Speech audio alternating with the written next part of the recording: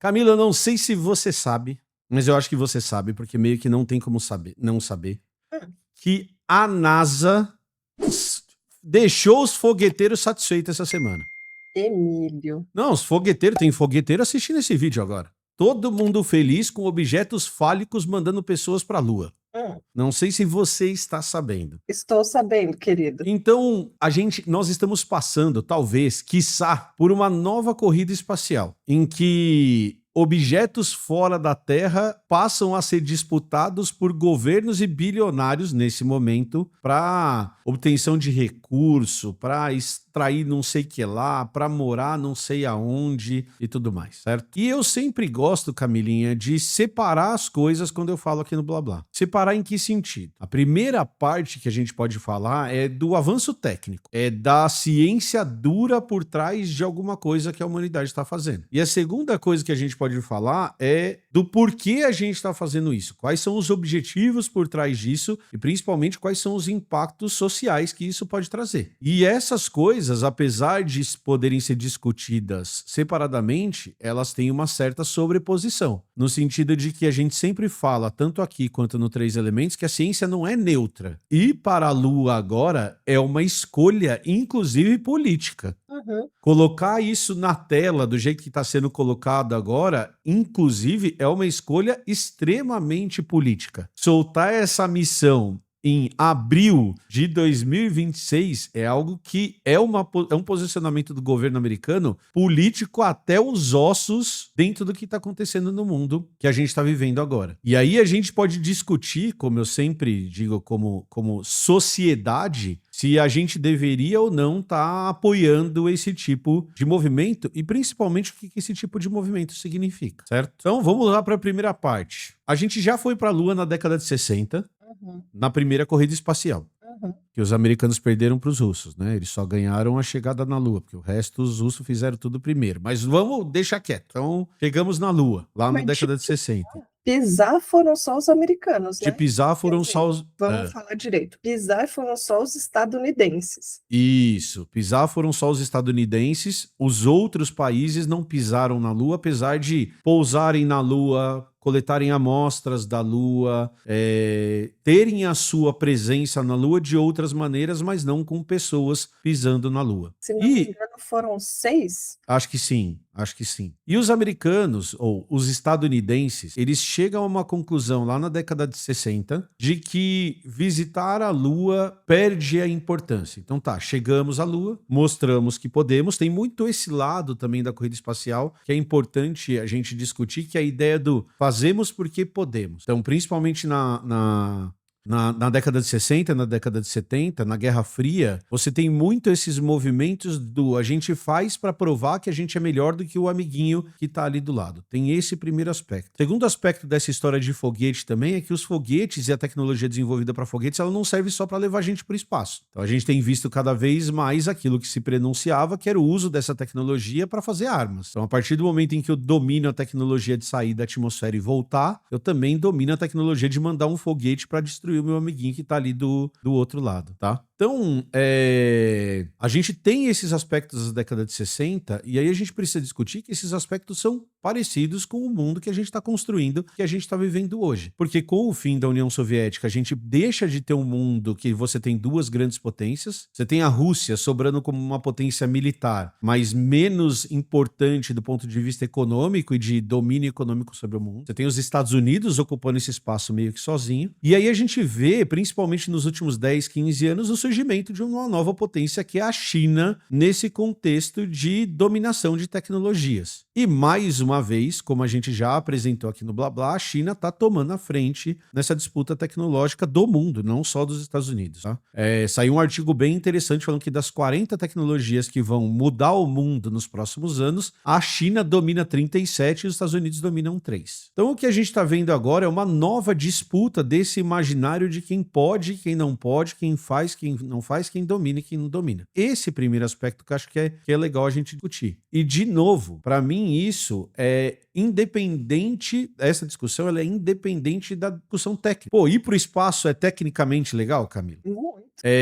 Pousar na Lua de novo talvez seja tecnicamente muito legal. É Uhum. interessante pra caramba. Do mesmo jeito que um carro elétrico é uma coisa tecnicamente muito incrível. Mas a pergunta do porquê que isso está sendo feito, eu acho que também é importante pra gente trazer agora. E aí a gente tem um monte de desculpas, Camila. Ah, não, a gente tem que ir pra Lua porque... Primeiro, vamos colocar as coisas numa... Ah, e o Ferreira falou aqui, a gente não pode esquecer da Índia, tá? A Índia correndo por fora em todos os aspectos econômicos, científicos, tecnológicos, de disputa espacial, que também é super importante, com uma agência espacial incrível, com gente muito inteligente trabalhando lá. A gente conheceu alguns deles, né? E aí aqui a gente tem segunda parte, tem uma parte da disputa, né? Então, começa essa retomada do espaço, principalmente no sentido de ocupar esses espaços, ela começa com a ida a Marte primeiro. Então, não sei se você conhece, Camila, tem um bilionário que ganha muito dinheiro do governo americano mandando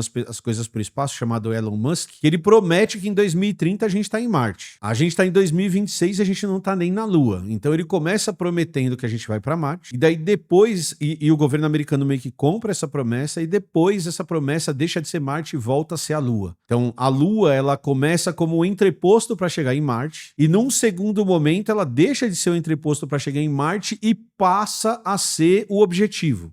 Mas passa a ser o objetivo porque tem substâncias na Lua, como o hélio 3, que a gente vai poder usar para energia, ou não sei, o hidrogênio 3, quer dizer, que a gente vai poder usar para produção de energia e recursos, e vamos trazer coisa da Lua para cá, e vamos fazer foguete, e vamos ter base, e vamos explorar, e vamos fazer isso, e vamos fazer aquilo. Então a gente começa a falar de mineração na Lua, a gente começa a falar de vamos trazer recursos da Lua para a Terra para resolver os problemas. Então deixa de ser aquele negócio de vamos para Marte, a nova corrida para Marte, vamos nos estabelecer em Marte para a gente explorar a Lua como recurso. Então, num primeiro momento é o entreposto, e daí depois a gente passa a ter essa discussão da Lua como recurso, certo? Então, o contexto todo do que a gente está vivendo é esse. Além de tudo isso em relação à corrida espacial, tem uma outra coisa acontecendo, Camilinha, que eu não sei se você sabe o que está acontecendo. Você está escrevendo Teia da Vida. Eu te tranquei no quarto, só coloca um copinho de água ali dentro, um pouquinho de comida e vamos lá, Camilinha, Teia da Vida e outros projetos. É que os Estados Unidos está atacando um país, Camila. Eu acho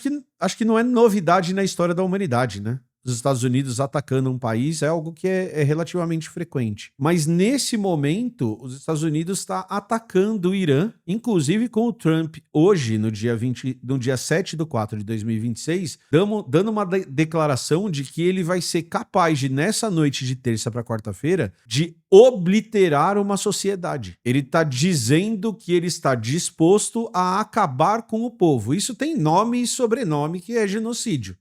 Então, o que a gente tem de espaço hoje, o que a gente tem de lugar nos sites e nas reportagens hoje, é uma disputa entre pessoas no espaço, dando a volta na Lua, e pessoas na Terra, matando outras pessoas e bombardeando outras pessoas, dispostas, inclusive, a acabar com uma sociedade. E a gente pode discutir se deve, se não deve, se pode, se não pode. Na minha opinião, não pode porra nenhuma, para com isso. Mas a gente tem essa disputa desse imaginário ocupando esse espaço. Na minha visão, a gente tem uma grande cortina de fumaça tentando esconder algo muito sério que está acontecendo no planeta, certo? Depois de toda essa contextualização, a gente pode discutir, e aí, coisas que estão no livro, Camila. Que livro que a gente está falando? O Teia da Vida. O Teia da Vida, que tá aqui na minha mão, que eu tô mostrando pra todo mundo, e que o Catarse tá acontecendo, e que o Catarse acaba no dia 14/4, que você pode ver. Primeira coisa que a gente pode discutir, Mila, é recurso. Faz sentido, de várias maneiras, imaginar, por exemplo, que trazer recurso para a Terra da Lua é uma alternativa que faz sentido dentro do que a gente está vivendo? Não eu acho que eu vou puxar uma outra coisa antes, querido. Olá. Antes da gente falar de recursos, de exploração de recursos em outros lugares, eu acho que uma coisa que encanta muito quando a gente fala de uma missão espacial é pensar em ciência mesmo, em ciência de base, sabe? Que não Uhum. precisa necessariamente de uma justificativa, além de entender melhor o mundo que a gente habita, seja ele só a Terra ou expandir para além da Terra. Eu acho que isso, na mente do cientista ou de pessoas entusiastas da ciência, já é mágico, sabe? Poxa, Uhum. essa parte, assim, ela encanta muito. Então, vamos, assim, fazer um momentinho, assim, não vou pensar nos interesses políticos econômicos, é uma coisa bem legal, sabe? A Tá. gente poder fazer esse tipo de missão, de exploração, de entender o que acontece para fora do nosso planeta. Somos defensores desse tipo de iniciativa, inclusive, porque não precisa de outra justificativa que não seja mera curiosidade, né, Mimes? Exato, eu acho que quanto mais a gente entende do mundo em que a gente vive, melhor a gente se organiza nele. Legal. Só que parece que não é isso que acontece, né? Quanto mais a gente entende, parece que, sei lá, dá uma bobice e a gente usa do jeito errado, convive do jeito errado com os outros seres, com os planetas e com os seres, né, da nossa própria espécie. Essa eu acho que é a grande tristeza dessa história toda, quando a gente vê um país que tem a possibilidade de fazer essa missão, e não é por mérito único exclusivo dele, né? Uhum. Porque tem cientistas de vários outros países usando e explorando recursos de vários outros países, então, né? É um país aí, ok, né? Que eu tenho sérias críticas, mas tem esse lado bonito da ciência, da gente poder ter essa possibilidade de sair do planeta e explorar um outro corpo celeste. Uhum. Agora, quando a gente fala em recursos, né, lembrando que recurso é tudo aquilo que a gente consome temporariamente e indisponibiliza temporariamente para outro organismo, que é uma definição da ecologia, né, antiga, mas que a gente coloca no Teia da Vida, que é o que vai, acho que parte do que vai embasar grande parte das discussões, que é disputa de recursos, que é uso de recursos. Quando a gente fala de recursos, será que a gente precisava mesmo buscar lá fora ou será que a gente só podia usar de uma forma mais eficiente, consciente? Não sei. Aí eu acho que talvez a gente não precisasse. Eu acho que você traz esse ponto que acho que é o mais relevante, que a gente parte do princípio, e aqui eu vou me corrigir, porque a gente está gravando com a galera, e é Hélio 3, eu estava certo da primeira vez, é Hélio 3 o principal recurso. A gente parte do princípio, sempre, quando a gente está discutindo o uso de recurso pela humanidade, que o gargalo ele é gerado pela falta de recurso. Então a gente parte do princípio de que, e aí aqui tá certo, o recurso do planeta ele é limitado, uma vez que ele é limitado, e essa é uma definição de recurso, algo limitado que vai ser limitado pelo uso, esse recurso ele vai acabar e quando esse recurso acabar, a gente precisa procurar outras fontes de recurso. Eu e você, a gente escuta desde a década de 80, 90, quando a gente está na escola, que o petróleo vai acabar, e quando o petróleo acabar, a gente precisa de uma outra fonte de energia, por exemplo. Mas você traz um fator que, para mim, é um fator relevante nessa discussão, que é a inteligência do uso de recurso. Então, tá, a gente vai explorar a Lua, e aí esse recurso vai acabar também, porque o nosso consumo de recurso ele tem aumentado exponencialmente. E daí depois a gente vai pegar recurso onde? Onde vai ser a nossa próxima fonte de recurso? Então a gente vende muito essa ideia de que, eu preciso achar outras fontes de recurso e outras fontes de recurso e explorar e explorar e explorar e fazer esse uso predatório dos recursos naturais, sendo que a gente não vai ter a reposição desses recursos muitas vezes e a gente tem que questionar para que esses recursos estão sendo usados também. É para o bem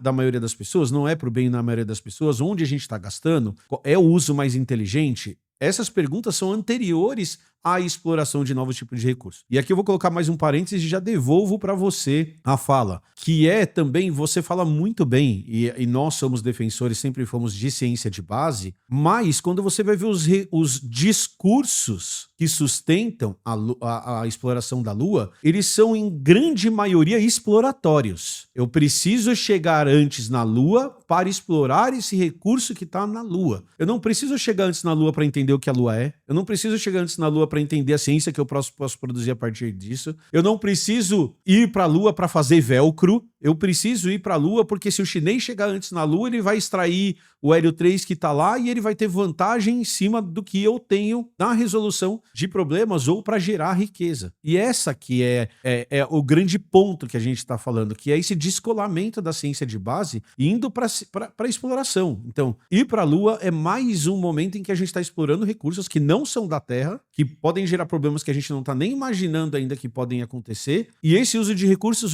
vai melhorar a vida das pessoas no quê e para quê? Acho que essa é a pergunta. É conquista de território, né? É praticamente o joguinho do War. Aham. Você tem que chegar primeiro para você conquistar o território, né? Para você ocupar. É quase também a ideia de patente. Quem chegou primeiro, quem descobriu primeiro, né? Mas eu acho que além da questão do uso não eficiente de recursos, o outro problema que vem junto é a degradação de ambientes, né? Então, não é só a extração do recurso, pensando no recurso em si, mas toda uma degradação ambiental que é gerada pela extração de recursos. Principalmente quando a gente fala de mineração, mas vários outros. Então, considerar isso, quando a gente fala em eficiência, e aí todo o caminho desse recurso, né? Desde a sua extração, que gera muito impacto, até a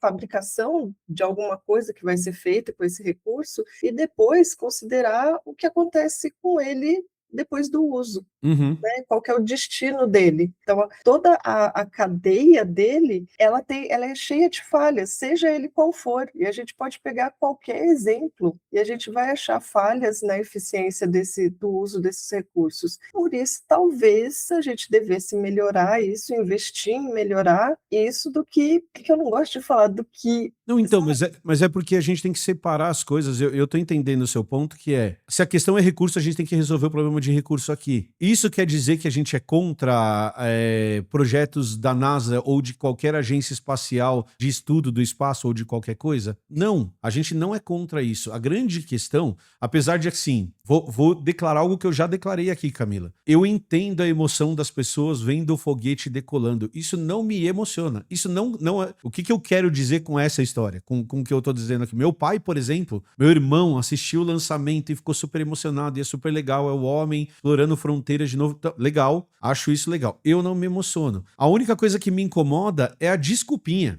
Não, é o papinho. É difícil se emocionar quando a gente sabe quais são os interesses por trás. Exato, esse é o ponto. Eu acho que esse é o Perfeito. grande problema, porque é emocionante. É emocionante você olhar e falar, caramba, olha só, a gente, né, nós aqui, os macaquinhos terrestres, construímos uma nave que consegue tirar a gente do planeta. Isso é incrível. Agora, os interesses por trás faz com que a gente crie um ranço Exato, da sabe? conquista. Não tem como separar essas coisas, mas assim, é uma conquista muito legal. Eu fico lembrando, né, que a gente teve essa última viagem para o Egito, e a hora que a gente está chegando no Cairo e vê as pirâmides, e elas têm milhares de anos, sabe? É muito antigo. Você está vendo isso de cima de um avião. Você pensa assim, olha aquela tecnologia que já é incrível, olha a tecnologia que a gente está usando para chegar nesse país, é muito incrível. Mas assim, lógico, quando a gente pensa em todos os problemas disso, né? Aí É a isso. gente fica meio... A gente acaba dando uma brochada porque a gente olha e a gente entende as razões por trás, e as razões por trás elas não se justificam no cenário que a gente tem hoje. Eu estava lendo um artigo hoje, Camila, falando do povo dos Estados Unidos, tá? Então, não são dados que a gente tem para o mundo inteiro, beleza? Eu vou te contar uma coisa. Sabe qual é o fator mais importante que influencia na sobrevivência de jovens americanos com câncer? ter ou não assistência médica. Então a gente está falando de um sistema que gera um país que é o país mais rico do mundo, em que metade das pessoas não tem acesso a um sistema de saúde que é confiável. E isso influencia diretamente na taxa de sobrevivência das pessoas que têm câncer jovem. E eu estou dando esse exemplo dos Estados Unidos porque a gente sempre tende a pensar fora. Então pensa assim, os países imperialistas como Europa e Estados Unidos geram riqueza e padrão de vida para sua população que se baseiam na exploração da periferia do mundo, e que isso nos inclui, certo? Por isso a gente tem pobreza, por exemplo. Isso é uma das razões da gente ter pobreza no Brasil, porque a gente é um país que foi explorado por 500 anos. O meu ponto em relação a isso é que a gente não precisa nem sair dos Estados Unidos para entender os problemas que tem lá e que eles têm riqueza suficiente para fazer a exploração espacial e resolver os problemas sociais que eles têm lá dentro. Que aí a gente chega no ponto final, talvez, do nosso papo, que é de escolhas que a gente faz para o mundo que não necessariamente estão ligadas à corrida espacial ou à exploração do espaço. Porque se a gente for ver a verba da NASA, por exemplo, que a gente está falando aqui da Agência Espacial Americana, ela é escalas de vez menor, por exemplo, do que é investida em guerra pelo governo americano. Ou, se a gente for ver o quantos bilionários do mundo estão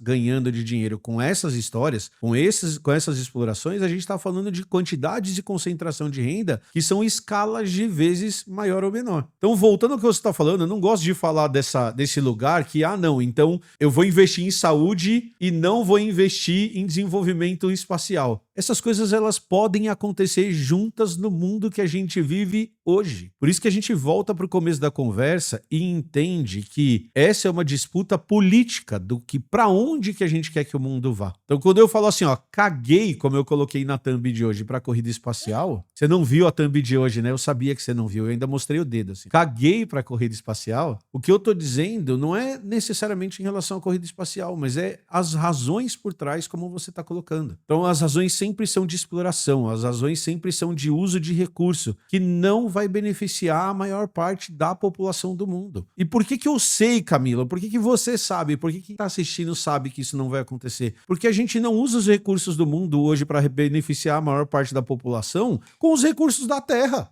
A gente não está preocupado como sociedade em melhorar a qualidade de vida da maioria das pessoas com os recursos que a gente tem hoje. A gente produz comida suficiente para alimentar as pessoas do planeta hoje e tem gente passando fome. A gente joga roupa fora no Atacama e tem gente sem roupa. A gente constrói carros e destrói carros e tem gente que não tem transporte. A gente tem saúde que praticamente resolve os problemas de câncer no mundo inteiro, ou da maior parte dos cânceres, e as pessoas morrem de câncer. A gente produz alimento no planeta e a gente come não alimento. E isso acontece com os recursos que a gente tem no planeta hoje. Então por que a gente acha que explorar a Lua é uma solução para o problema? Se o problema não é um problema técnico. A gente sempre volta para esse ponto, certo? Então, Camilinha, eu quero que você diga o seu final, pra gente finalizar esse vídeo. Você cagou pra exploração espacial igual eu ou não?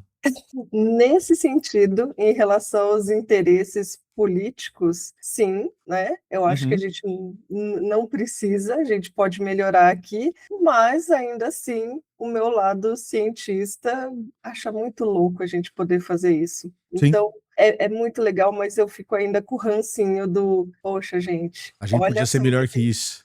Olha só o que tem por trás disso. E a gente podia ser bem melhor que isso. Excelente. Camilinha, sabe onde está escrito que a Terra é o único planeta que importa? No Teia da Vida. No Teia da Vida. E eu vou dizer que a gente passou de 900 apoios durante essa gravação e eu estou feliz demais, tá bom? Que demais, olha aqui. Você tem também! Eu tenho também. Eu achei que você não tinha um com você aí, que esse era o único, o último que a gente tinha mandado fazer. Sobrou um pra você também, achei que era só um. Não, eu escondi o meu. Você escondeu o seu. Então tá bom. Gente, muito obrigado pra todo mundo que assistiu. Não esquece de deixar seu like, não esquece de deixar seu comentário aqui embaixo e apoie o Teia da Vida, tá? Vai até dia 14/4 de 2026. Apoie o nosso livrinho, bom? Beijo, Camilinha. Obrigado por estar aqui comigo. Manda beijo. Eu mandei. Você mandou beijo pra todo mundo também que tá assistindo o vídeo? Sim. Então tá bom. Beijinho. Tchau.